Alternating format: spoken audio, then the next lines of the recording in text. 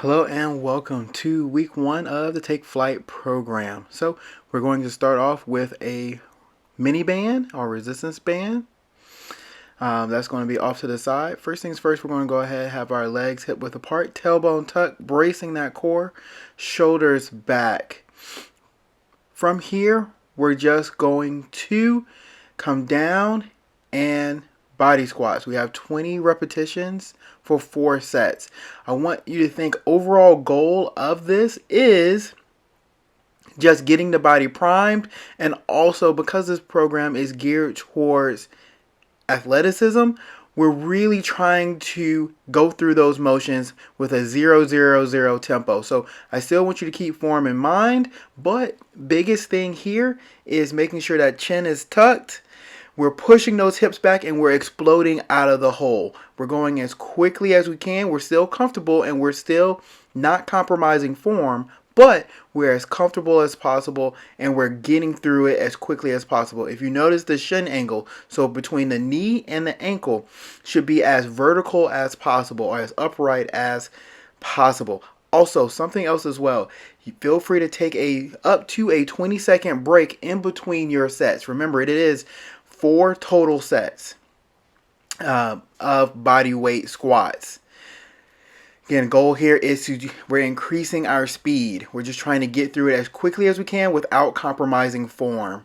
Pushing back on those hips, squeezing through the glutes, the core, quads, hamstrings, and also make sure we're going down as low as we can. That's still comfortable, and we're not in a compromised position.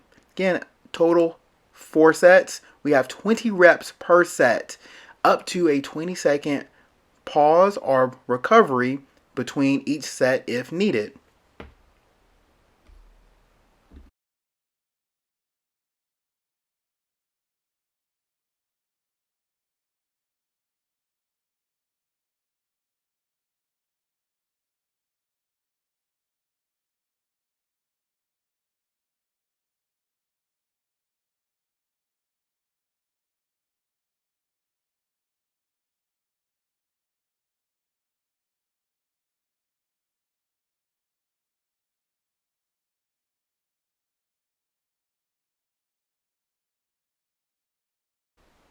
Up next, we have the banded lateral step. So we're going to place the band above our ankles.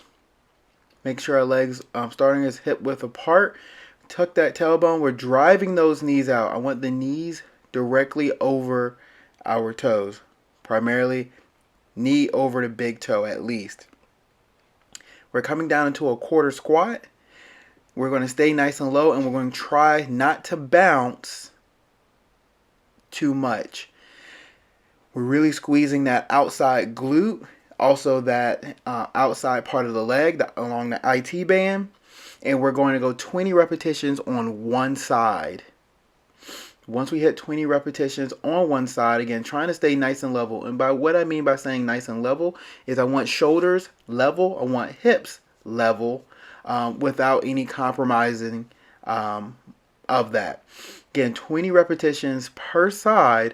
Also, another key point, which you will see later in the video, is I also want you to do another cue of making sure your shoulders, knees, and toes are in a direct line. If our shoulders are further out than our knees and our toes, we're too far back. We need to push back on those hips.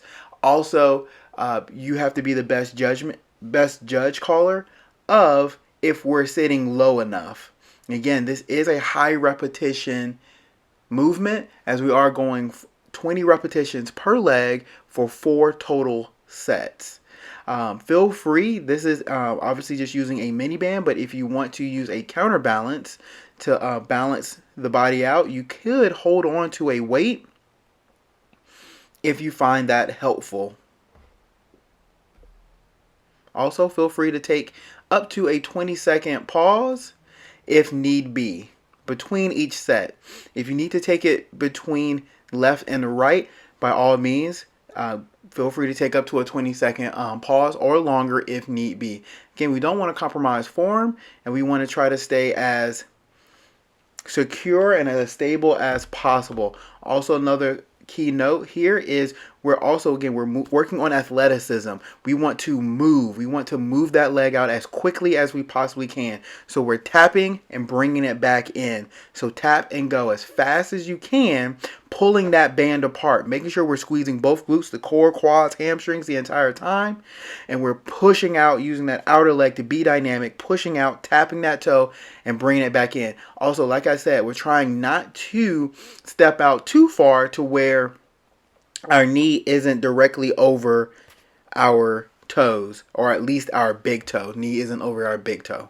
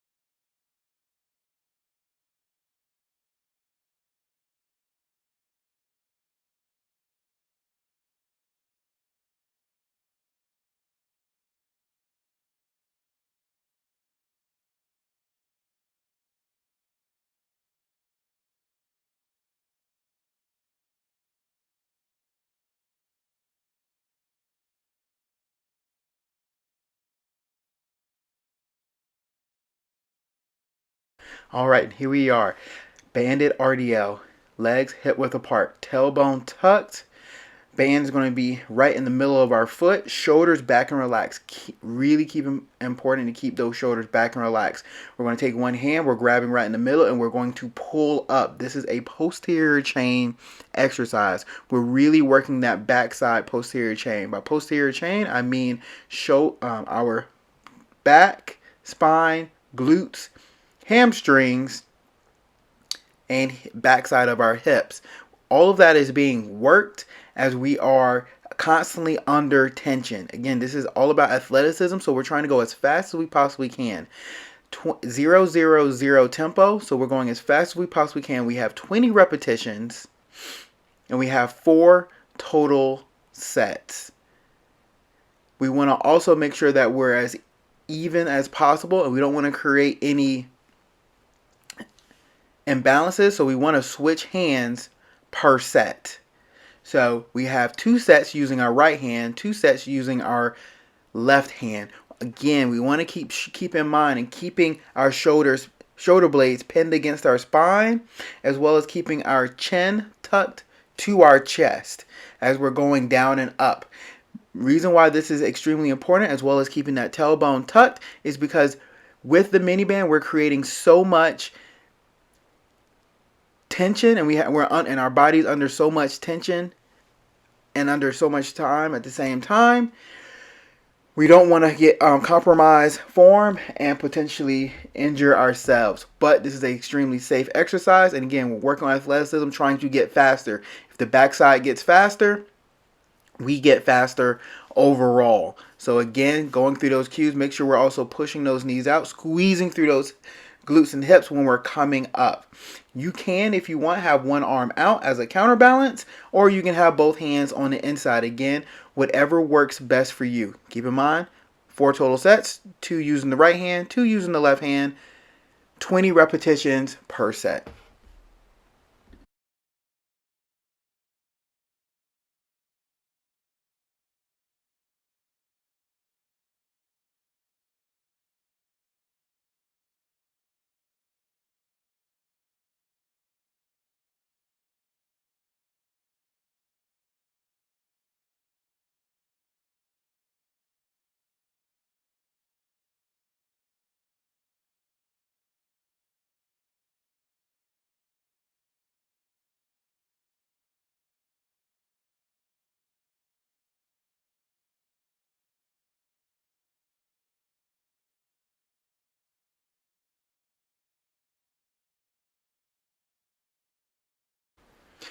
To continue to work that backside or work that posterior chain, we're going to go ahead and move on into Bandit glute bridge.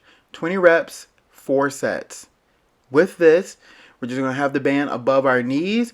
And again, we're going to, just similar to all the other movements we've done so far, we're going to go with a 0-0-0 tempo. So we're just trying to let the glutes touch the ground, and we're coming up and as fast as we possibly can, all the way up, and then coming right back down. At this point, the glutes are fatigued, but we want to go ahead and we're trying to push through that fatigue. Not pain, but just pushing through the fatigue. Feel free to take up to a 20-second pause or recovery break in between each set if need be.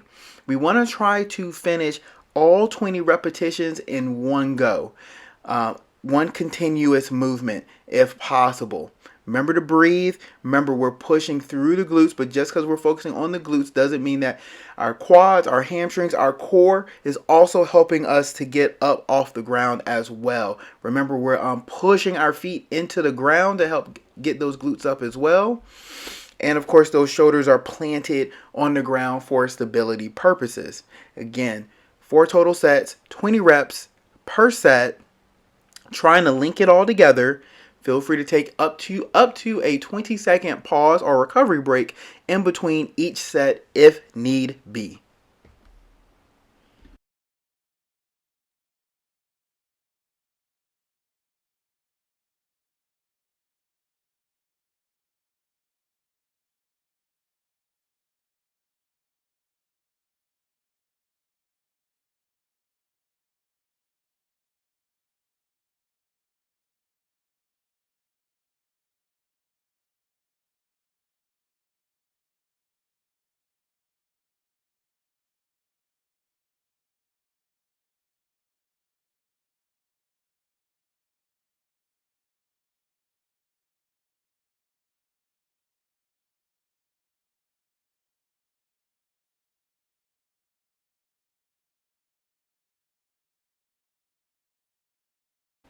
Here we are. We're going to go ahead, standing it on back up. We're going to go into a banded knee drive hold. So band's going to be in the middle of our foot. Legs going to be hip width apart, tailbone tucked, shoulder blades back, bracing that core.